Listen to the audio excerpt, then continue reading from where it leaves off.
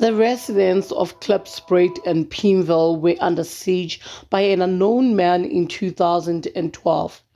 No one knew of him or of his background. Police had received many complaints of a man who would sneak in the dark at night to rob them. This unknown man would creep in the dark and had a way of silently breaking into people's homes without them hearing anything. He even raped some of his female victims.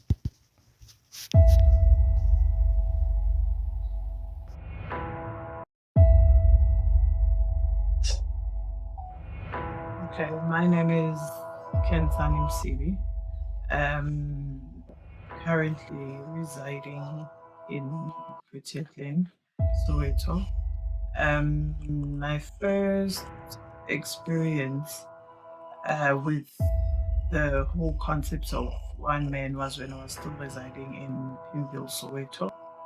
And it was just around that was going around in the community that there is a man, and they'd obviously named him one man because he was operating alone. By then, he was going into victims' houses, and the stories had been going around the community of how he'd been going around and the crimes that he would do. So it was somebody that we had already been aware of within the community of Pimville before I had my actual encounter with him. And they had given him the name of One Man. Yeah, that was the name. He was known as One Man. So that's how we've always known him. That this was happening when actually when we had our incident, it was December of 2012. And then it's only after the incident happened and we were obviously attending the trial and all of that, that it was confirmed even by the station commander of Kliptown SAPS, that they had been looking for the guy for over 9 to 10 years. And they just couldn't find him up until that morning. So it was the morning of 1st December. We were residing in Pimville. It was my aunt, my mother, my two cousins, and myself. It was a Friday night, and my aunt had left. Also, my two cousins had left to go attend an event in Bloemfontein. So it was just me and my mother in the house. I remember by then we were doing house renovations at the house. So we didn't have the small gate that was still going to get installed the week that was coming before the incident happened. And Friday night, my mother went to sleep because she was going to work the next morning. I stayed up until Friday night late before going to bed. And then I went to bed, I slept, and during my sleep, I had my bedroom. My bedroom was the first one on the corridor. It was the first one, and my mother's was at the end of the corridor. And I was woken up by the scream of my mother. My mother screamed, and I remember vividly that as soon as she started screaming, when I heard her scream and woke up, the first mental thing was that he's here. Because during the time, he was really he was really terrorizing uh, the area. So I just knew. I remember I woke up, I opened my eyes, and I was like, okay, he's here. So obviously from the scream of my mother, because my mother was the initial person that he woke up. He woke up. Um, I would assume he first checked the house, and he probably opened my door, but I was fast asleep to check. Okay, I'm alone. The other bedrooms were empty because, like I'm saying, my cousins and my aunts were not there. And then he went to my mother's bedroom, which was at the end of the house. And then, as per my mother, she got woken up. He tapped on her on her shoulder. She had her face covered with a blanket.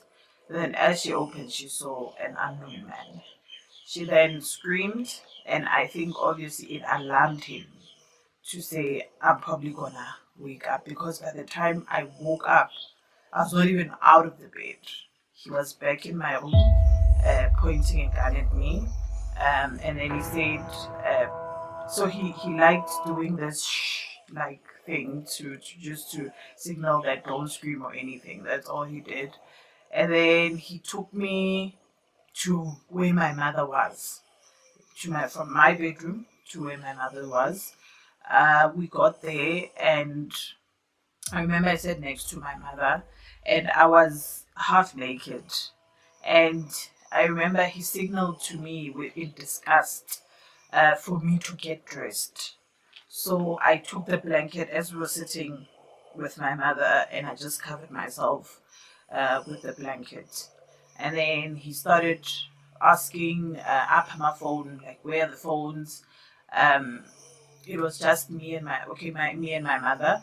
But that day, oddly, my aunt had forgotten her phone. My cousin who was in Bloemfontein had forgotten his spare phone. And then he left us on the bed, and he started getting irritable, and he started searching and opening wardrobes and all of that. Then he walked out and left us in that bedroom to go and search the other rooms. I'll be honest, at some point I even thought his gun is not real. And my mother was like, I remember my mother was like, just let him just finish what he came to do. He went to the other bedrooms, he just started opening the wardrobes, taking everything out, and then he came back, but now irritable, to say, "Apha, ufuna imali. I want money." And my mother was like, we don't have money, take what you have to take. And then he took phones, and he took jewelry. So we had a place where my mom and my aunts kept their jewelry, and he took that. This was round about after 2 a.m. Yeah, shortly after 2 a.m. in the morning. And then after that, we're still sitting on the bed with my mother. He's busy in the house. After a few minutes, maybe it was an ordeal of about maybe 6-7 minutes. The house was now quiet, and we're still sitting in the bedroom, but we have no way to check if now he's out, because the bedroom was at the end of the house.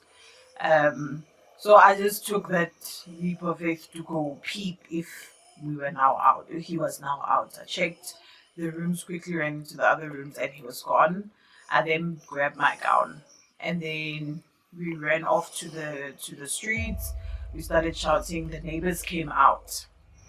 As the neighbors then came out, we told them what happened, and like I'm saying, already in the community there was a buzz pertaining to him. And then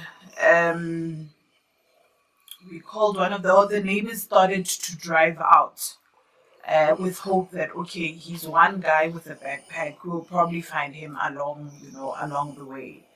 And some called the cops and all of that.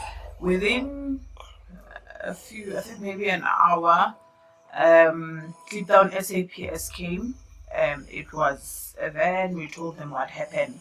When they came to attend our scene, they were with a lady.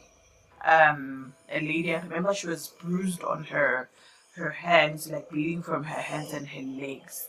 Apparently she was not far from our house, and we assumed, as per all the things we did, that before he came to us, he went to that lady's place, because with her, as he was busy searching her room and all of that, she broke the window, and she managed to climb out the window as he was busy ransaking her place. And that was the lady that clipped on SAPS came with to our house, just to hear what's happening. I remember the attitude from the cops was more of a, okay, we've come to hear what you're going to say. Because I remember there was a lady from Clifton SAPS that said her words were, one man, good luck finding him. So even the cops were obviously now aware of this guy and had actually come just to hear what we're saying. So on our street there was a neighbor of mine, and because we felt that like Cliptown was just there, as a formality. That's when I remember that okay, the phone of mine that he took by then was a BlackBerry, and it had an app, was a BlackBerry Protect, that had a tracking device. By then, I used to stay same street with my then partner. And I remember as the whole thing was happening, the cops there, the neighbors, blah, blah, because now it was about what, an hour, going on 2 hours that he had left my house. I just needed a laptop. So that's when I asked my partner for the laptop and tried to connect with the laptop to see if my phone would trace. I remember we tried, I think, the first, second time, and it just wouldn't, and everybody just ignored it. But on the third or fourth attempt, when I refreshed, it actually caught the location. By then, he was traveling, he was on the bridge between Klipspruit and Pewville. And we assumed that, okay, he's definitely headed to Mansfield Hostel. We kept refreshing. He walked past Maponya, the bridge towards Mansfield Hostel. So there was a neighbor of mine, and he contacted his friends. He contacted his friends that were police, and to say, where are you guys? We have an incident. Cliptown was still there, by the way. Are you still there? And the guys came. I remember they were off. They were off duty. They were like preparing to knock off, because remember this is now early morning. But by then it was already light. So I would assume 5ish, 6 a.m. And the guys came. They were from the flying squad, Soweto flying squad units, if I'm not mistaken. And when they got there, I just told them that, okay, the neighbor told them what's happening. And I explained to them, showed them that there it is. We immediately just jumped into the car that they were driving. It was me, the neighbor, and the two guys. We then alerted everybody that on the streets, because everybody was now on the streets, the neighbors, that okay, we're having a lead, this is what's happening. I remember driving to Mansfield Hostel, and by then I think the Cliptown unit that had come had alerted the police station to send backup, because I remember when we got into Mansfield Hostel, then there were a lot of police cars from Cliptown SAPS. So with the app, what it would do, even though it wouldn't show you the exact house, but it would show you the unit. So it showed us the exact unit within the hostel. So hostels are it's clustered units. And I remember they had to search from the first one to the last unit of that row where it was showing the phone to be. And we got there. I remember the people of the hostel were just, watching. They didn't want to come near or say anything, even when the cops questioned them about this man, nothing. So then they started kicking down the doors of these units. And as they were kicking down, I remember there was the house that the unit that he was in was locked from the outside. So using like a lock chain. So all of us assumed that, okay, there's probably nobody here because it was locked from the outside. Until I remember there was one reservist officer from the Cliptown SAPS and was like, why aren't we checking here? They managed to break down the door. We got in. There was 2 rooms, and they searched in that unit, because each unit in the hostel has 2 bedrooms and they share the kitchen. So they checked the one room. There was just this one guy that was staying there, and they got into the other room, which what we later learned was actually his room, and they found nothing. So now, okay, this guy is not here. I remember by then the network was bad to keep tracking, and I'd just gone back to the police vehicle. Okay, we didn't find him until I heard a scream back into that unit, back at that unit that was locked from the outside. And I remember it was like Viva, as in, block him. And then I ran out of the car, and then I got there, and the neighbor and the cops had already. I remember when I walked into that room, had him on the floor. He was facing down and facing the opposite direction. And they called me to come confirm if this is him. And when I walked in, he was facing that in the opposite direction from the door that I was coming from. And he then he faced the door and he saw me. And I remember they asked if he remembers me, and he was like, no, he doesn't know me. And my words to him was, awusangikhumbuli lo buthi ngiqoke, because I would assume when you're looking at the time frames, my house was maybe the last or amongst the last houses that he had been to or rather attacked that night. And then we then confirmed that it's him. He was found, he was apprehended. We then drove with the lady. Remember the ones that the cops came with? She was also there. She was also still with us. And then we arrived at Kliptown SAPS. When we arrived at Kliptown SAPS, there was a family of a lady that was getting married that Saturday.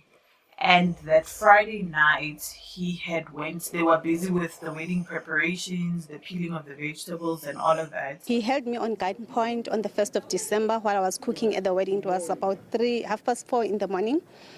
He was so convinced that I had all the money. He took my car keys, he took my phones, money. That family also there, and everybody was just chanting to say, yeah, that's him. Then I think the following week were then introduced to the investigating officer, the Motsi, and then the whole process then, started. And I remember the first step of it was the ID parade, when we had to go for the ID parade. And that's actually the first time that that's actually where the shock hit me, because we got there and the victims, I think it took us 2 days. It was like a 2-day parade. That's how many cases, that he had. And the cases varied from rape. I remember there was a lady, she was a teacher, and on numerous occasions, he'd gone back to her house just to rape her. She even, by the time we were attending his trial, she had even suffered a stroke from that ordeal. And she would say to us that she used to stay with her kids, and she changed the sliding doors.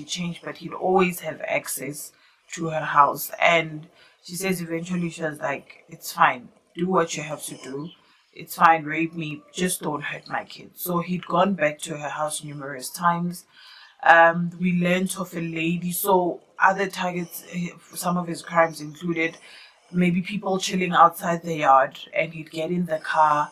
The one lady he raped in front of the boyfriend as they were chilling in the car.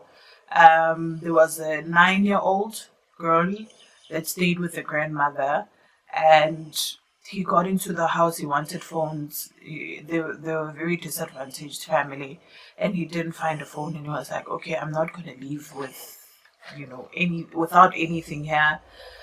He then requested the grandmother of the child to lift her skirt, and she's like, "No." And then he was like, he's then raping the little girl.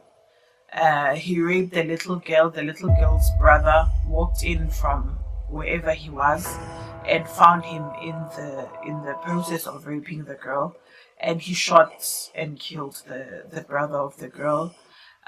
There were cases of old age people where he would go on a monthly basis after their SASSA grant payouts to go and collect the money. So he had set houses where he'd go. He knew that he goes and collects the money.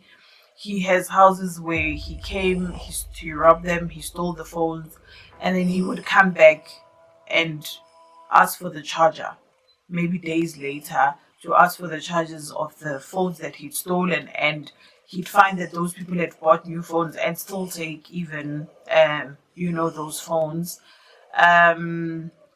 Sure, it was actually a scare. There was a lot of us, and he terrorized even the community of El Dorado, El Dorado Park, where there were colored families that were also there.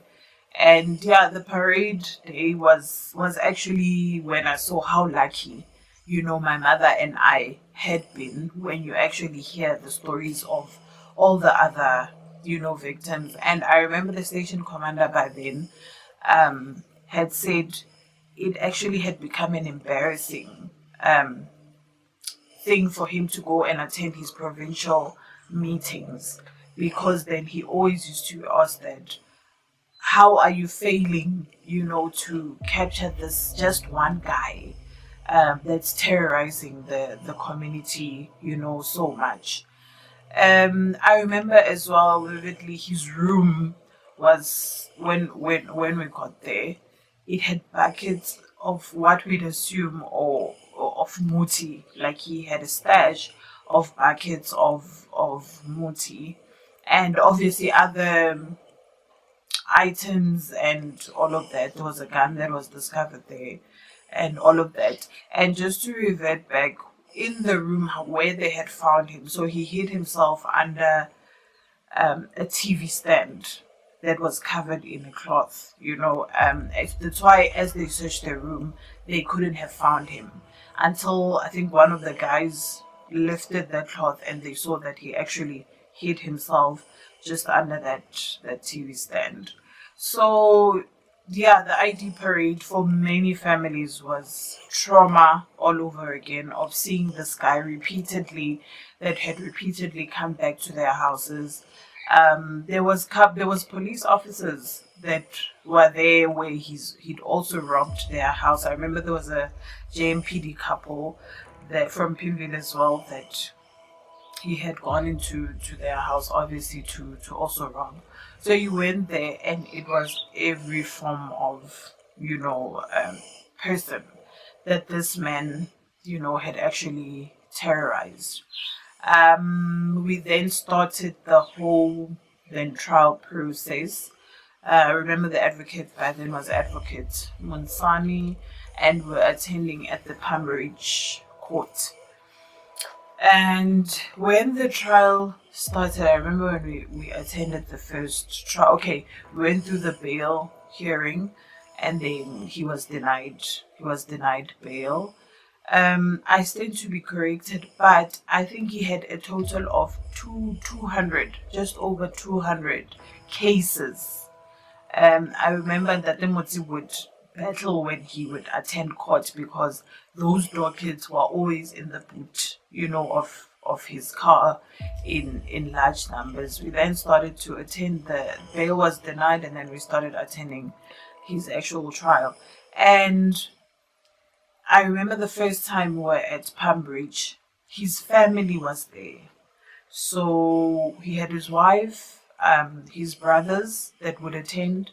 And I remember his older brother, one of his brothers, the older brother, was well known, or rather a top traffic officer in the KZN, and that was a family that had come with the notion that, okay, they're just coming to attend, whatever court, whatever matter that, was happening to him. And I remember by the second appearance, his wife broke down in the courtroom, because they started hearing of the actual incidents, that this man was doing, that it was beyond robberies. There was murder, there was a whole lot of rape, there was a whole lot of rape. And Mdlolo was found guilty on October 26, 2014, on 10 counts of housebreaking with the intent to commit robbery with aggravated circumstances, 5 counts of robbery with aggravated circumstances, 3 counts of rape, 1 count of murder, and the possession of an unlicensed firearm and ammunition. This man was careful not to leave any evidence. Many of his victims said he would wear a condom as he was raping them. Lungisani was a violent man who didn't say much, but the evil in his eyes were obvious. then we reached the end of the trial, where he was now supposed to, all the matters were heard and a verdict needed to be given. And we took a recess, went back into court, and I remember Judge Maluleke had to give his verdict, and he said to him he's going to give him a chance to, excuse himself, say something, apologize, but give him a chance to actually, speak for himself. And we then took a recess because then he felt that, okay, his lawyer was like, okay, he's just going to take time with him so that he can come back and prepare what he wants to say, to the families, whether it's an apology or to explain himself.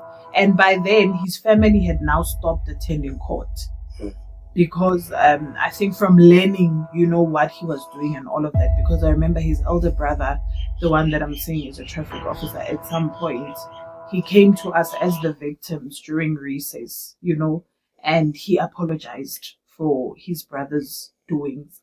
And he acknowledged that they were not raised like that, and that the man, all these stories that he's hearing is not the man that, his parents birthed. And then by then the attendance from the family, from his family, had really dropped, and they were not attending the courts anymore.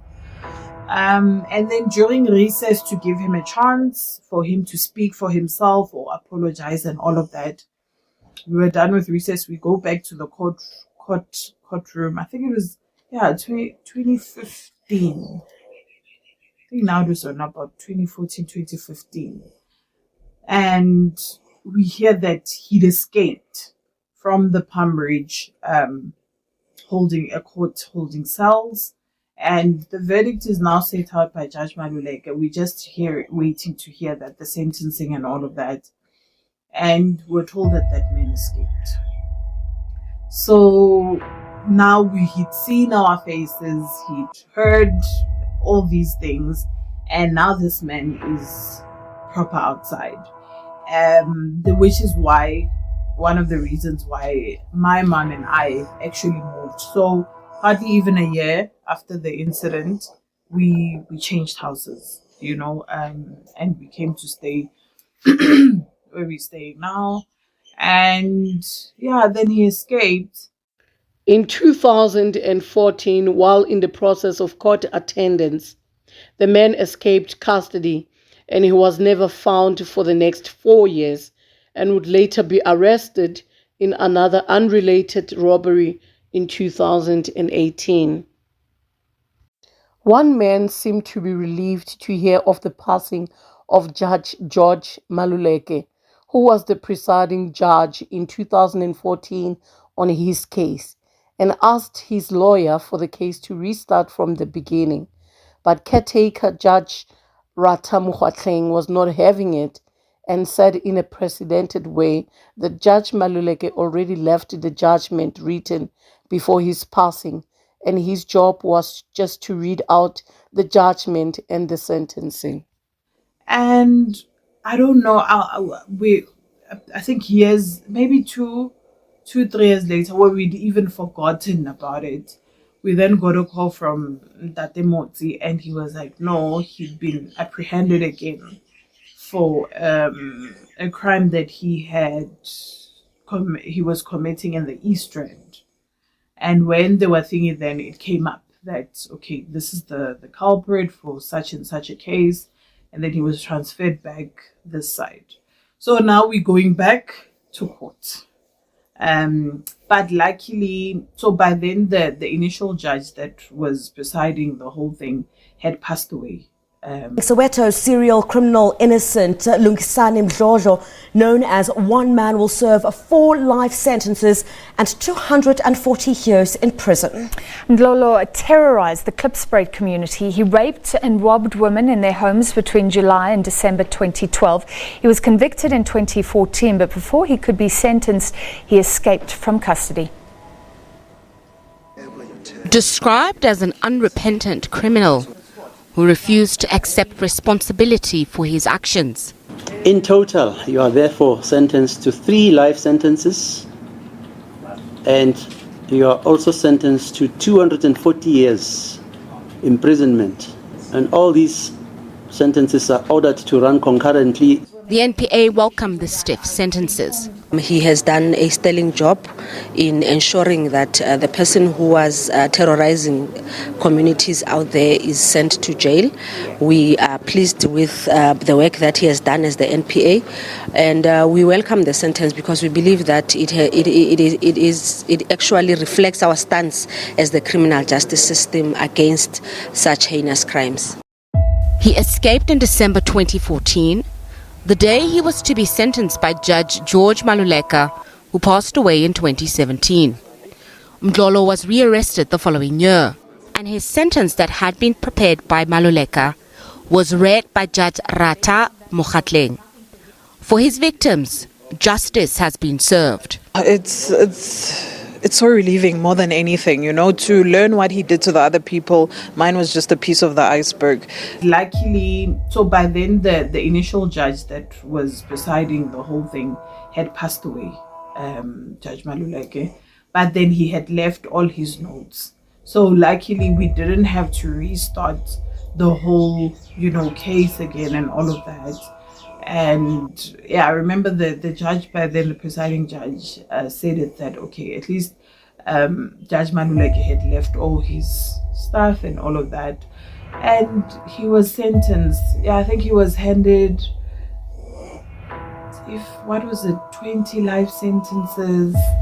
And I'm not sure, but it was a very heavy, sentence. Yeah, if I'm not mistaken, by then it's now about 2016, 2017. And yeah, ever since then, he was apprehended.